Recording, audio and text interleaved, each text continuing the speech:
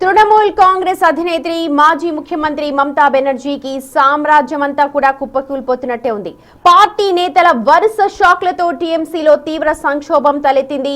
Assembly ఎన్నికల్లో Bharatiya Janata party చేతిలో ఘోరంగా పరాజయం పాలైన నాటి నుండి అంతర్గత తిరుగుబాటులు ముదిరి ఇప్పుడు పాకాన పడుతున్నట్టే తెలుస్తోంది. 3 రోజుల వ్యవధిలోనే 2 కీలక రాజ్యసభ సభ్యులు రాజీనామా చేయడంతో మమతా క్యాంప్ అంతా ఉలిక్కి పడుతోంది. తాజాగా పార్టీ జాతీయ ప్రతినిధి సుష్మితా దేవ్ తన రాజ్యసభ సభ్యత్వానికి పార్టీ పదవులకు రాజీనామా సమర్పించారు.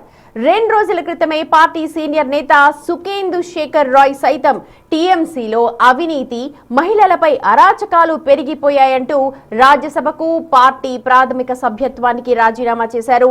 ఈ పరిణామాలతో పార్లమెంట్ ఉభయ సభలతో పాటు బెంగాల్ అసెంబ్లీలోనూ తృణమూల్ కాంగ్రెస్ ఉనికి ఇప్పుడు ప్రమాదంలో పడినట్టయింది.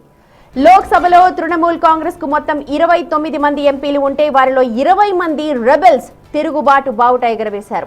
తాము ఎన్డీఏకు మద్దతు ప్రకటిస్తున్నామని, తమను ప్రత్యేక గ్రూప్ గా గుర్తించాల్సిందిగా స్పీకర్ కు లేఖ కూడా రాశారు. దీంతో తృణమూల్ బలం ఇప్పుడు 9కి పడిపోయింది. రాజ్యసభలో టీఎంసీకి 12 మంది ఎంపీలు ఉంటే వీరిలో 2 రాజీనామా చేశారు. దీంతో మమతా పార్టీ బలం 10కి పడిపోయింది. ఇక రితుభద్ర బెనర్జీ నేతృత్వంలో ఏకంగా 60 మంది టీఎంసీ ఎమ్మెల్యేలు తిరుగుబాటు బావుట ఎగరవేశారు.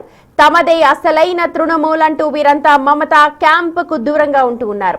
తాజా పరిణామాలతో తృణమూల్ పార్టీ ఉనికి ఇప్పుడు ప్రశ్నార్థకంగా మారుతోంది.